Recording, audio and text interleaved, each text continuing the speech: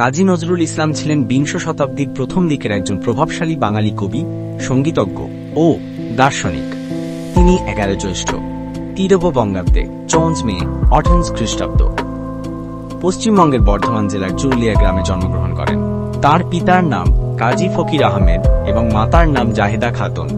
নজরুলের কর্মজীবন শুরু হয় সেনাবাহিনীতে যোগদানের মাধ্যমে। 1970 সালে তিনি ব্রিটিশ ভারতীয় সেনাবাহিনীতে যোগদান করেন এবং প্রথম বিশ্বযুদ্ধে অংশ নেন। এরপর তিনি সাংবাদিকতা ও সাহিত্য চর্চায় মনোনিবেশ করেন। তিনি বিভিন্ন পত্রিকা ও সাময়িকীতে কাজ করেন, যার মধ্যে উল্লেখযোগ্য হল বঙ্গীয় মুসলিম সাহিত্য সমিতির পত্রিকা। নজরুলের সাহিত্যকর্মে বিদ্রোহী চেতনা, মানবতাবাদ ও দেশপ্রেমের প্রকাশ ঘটেছে। তার বিখ্যাত কাব্যগ্রন্থগুলোর মধ্যে অগ্নিবীণা, বিষের বাঁশি, ভাঙার গান উল্লেখযোগ্য। এছাড়াও তিনি অসংখ্য কবিতা, গান, গল্প, উপন্যাস ও প্রবন্ধ রচনা করেছেন। কাজী নজরুল ইসলামের রাজনৈতিক দর্শন ছিল সাম্রাজ্যবাদ ও ঔপনিবেশিক শাসনের বিরুদ্ধে। তিনি ব্রিটিশ শাসনের বিরোধিতা করে ভারতের স্বাধীনতার জন্য সংগ্রাম করেন।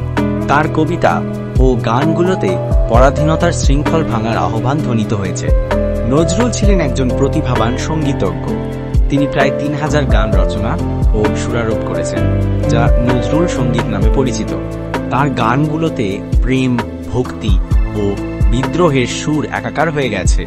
ব্যক্তিগত জীবনে নজরুল ছিলেন কিছুটা উদাসীন ও অস্থির প্রকৃতির। তিনি প্রমীলা দেবী নামের এক হিন্দু নারীকে বিয়ে করেন, যা তৎকালীন সমাজে আলোড়ন সৃষ্টি করে। জীবনের শেষ বছরগুলোতে তিনি পিক্স ডিজিজে আক্রান্ত হয়ে বাকরুদ্ধ হয়ে যান এবং 1940 সালের 5 আগস্ট ঢাকায় তার জীবন